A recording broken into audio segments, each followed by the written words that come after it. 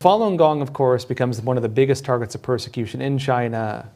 I understand that the CCP's persecution has largely failed in China, even though they brutally persecute them.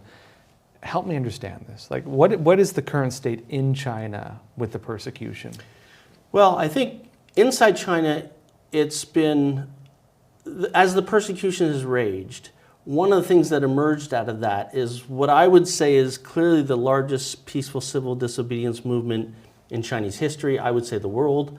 Well, you have 100 million people. Yeah, you have 100 million people, but and of those 100 million, at least tens and tens of millions that are actively engaged in civil disobedience. As an example, there's a wide range of what they call home print centers, where in the back room or in the basement of your house in China, you've got a printer, you print out these homemade grassroots leaflets that not only expose the persecution of Falun Gong, including sometimes stuff very, very local. Just down the labor camp, guess what? This guy that we know in our neighborhood just tortured someone to death. Very local news. So they're exposing the CCP officials engaged in the persecution, very much so. Even locally in their communities. Very, very local, but also the broader picture. Because, again, a lot of the Chinese people, they grew up on the state-run media. Do they have any understanding of Tiananmen Square, the Great Leap Forward, the Cultural Revolution? Even though they lived through some of that, all that's very, very, very much been whitewashed. And yeah, so, well, and that's a point too, because even outside of China, a lot of people know that in China you can't talk about, for example, the Tiananmen Square massacre. People don't know about it, and it's suppressed. And you're saying that there's a lot of movements like that are suppressed.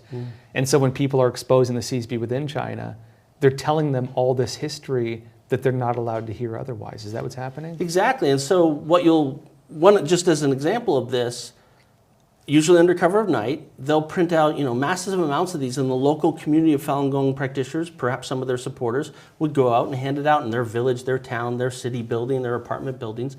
And so constantly over the last 15 years, people are getting these leaflets telling them stuff they'd never hear on the state-run media. That is a huge threat to the Chinese regime. And so the state of the persecution, while the torture continues, the wrongful detainment, all that stuff has been ongoing as far as we can tell. So is the forced organ harvesting. There's this enormous civil disobedience movement going on at the same time that's kind of awakening different parts of China about not just what's happened to Falun Gong, but what's happening really with the Chinese regime. Well, this is incredible because most people have never even heard about this, like what's really happening in China. Some people would question, why have we not heard much about this in the West? Like, why is this not getting out, that there's this quiet movement happening where it's peaceful civil disobedience and people are exposing, the hidden history of the CCP in China? It's probably the most often question, the question we get the most often is, why isn't this in the headlines? And I think it's a sad and sort of tragic story of the relationship between our media and China. And the media here in the United States. Media here in the United States and to a certain extent around the world. But it wasn't always like that. In the first 3 years of the persecution, there was some really good work being done. The Wall Street Journal won a Pulitzer Prize. People mostly forgot about that. From work, all they did in the year 2000, early 2001, they were the first ones that exposed the world stage. Okay, Falun Gong is being tamed in mass. They are being tortured to death in these in these jails. They won a Pulitzer Prize for that. The Washington Post had some groundbreaking work. They were the first ones actually that got on record that this was not some rogue police officers or some ragtag group of people. This was from Beijing. They must use torture. They must use brainwashing on Falun Gong. So that was early reporting. Right about 2002, 2003, it all went silent. And you mean a lot of the media in the West just totally went quiet? Totally went even quiet. After winning Pulitzers and everything else? Totally went quiet. In other words, they knew the truth and they just went quiet. They went quiet, and also I think if you look at the pulse of the data they had, which mainly you could look at the annual reports of human rights organizations, year after year after year, it was still there. Torture of Falun Gong, wrongful detainment of Falun Gong, then started to make references of forced organ harvesting. It's in the human rights reports. Now, granted, it's very difficult to report on this stuff in China. You risk getting your company kicked out, you risk personal safety if you're a reporter in China, trying to cover these third rail issues. But the bottom line is Beijing's tactics, whatever they were effective. And the media in the West went silent about 2003. What happened in 2003 that all the media was reporting on it, they were actually exposing it, and then they just did a 180 and just stopped talking about it? What happened? I think since the day the persecution started, the Chinese regime was not really ready for conducting a persecution of this scale on the world stage in the internet age, in a whole different age than they were. They were used to the Cultural Revolution, the Great Leap Forward, where they were able to do that with relative, there was not a microscope on China. Even Tiananmen Square, was just starting to, in terms of the communication ability. This was the first time they tried to do a persecution sort of in the internet age.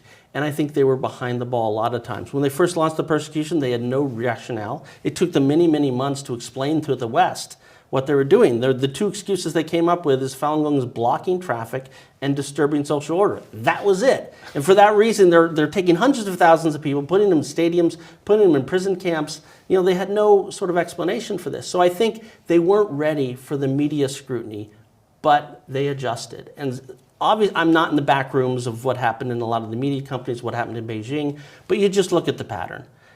News coverage all the way through 2002, 2003, and then silence. Wow. And the data points we have after that are twofold.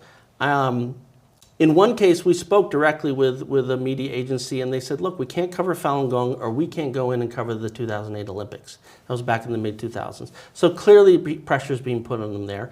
And then we've just seen, since that time, over and over and over again, someone who tries to cover Falun Gong, and then they get shut down, they get canceled. For example, the Washington Post tried to do something about 10, 12 years ago, and they were getting ready to go to press. They did the final email to the Chinese embassy in Washington, D.C., requesting for a comment. Then the horse story was killed.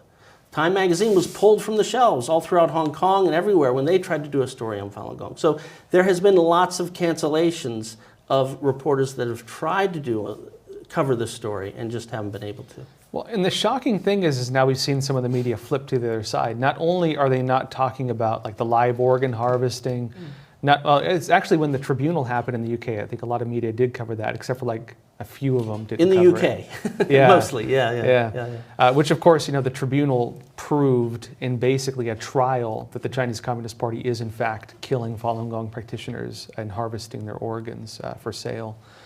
I mean, shocking stuff. You'd think every media in the world would be talking about that, but only a handful did. But since then, it seems a lot of media have gone the other way. They're actually even just now repeating CCP propaganda, trying to seemingly justify the persecution.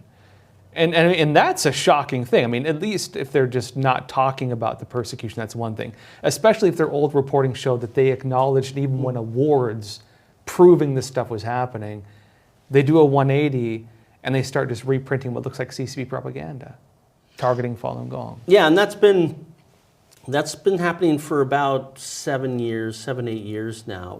And I think the New York Times is illustrative of this. They're not the only ones guilty of it, but they're the clearest example where the New York Times has had a problematic approach to Falun Gong from the beginning. At the very beginning of the persecution, while the Wall Street Journal and the Washington Post were doing some of this groundbreaking work, their publisher was sitting down with Jiang Zemin, the head of the CCP, the architect. New York Times. The New York Times. The publisher sitting down with Jiang Zemin. Jiang Zemin, that's right. So I think this was back in. I think it was back in 2001. Ironically, they just ran another article about this like 3 or 4 years ago, bragging about it. But yeah, so we're back in about 2001. The persecution's raging. Wall Street Journal just won a Pulitzer Prize. Washington Post has done some groundbreaking work, and the publisher of the New York Times flies to Beijing, meets with Jiang Zemin, who now is known to be the architect of this ongoing persecution of Falun Gong. And the substance of their meeting, from their own reporting, appears to be just to get a Chinese language version of the website up and running and just get access to China. That was the reason. So this is a very problematic beginning. Now, if you look at the coverage of New York Times of the last 25 years, it's characterized by a few things that are very troubling. At the very beginning, they were one of the few papers that would just repeat CCP talking points, not even quoting them. Just say if the CCP calls Falun Gong a cult, they just call Falun Gong a cult. There was a point in time where all the media, including the New York Times, was accurately saying there are 70 million or more than 70 million people practicing Falun Gong in about April of '99. Persecution starts, Beijing gets serious about it, and in August or so, suddenly the New York Times says there's 2 million Falun Gong. No explanation on how the number changed, acknowledging their previous reporting, nothing.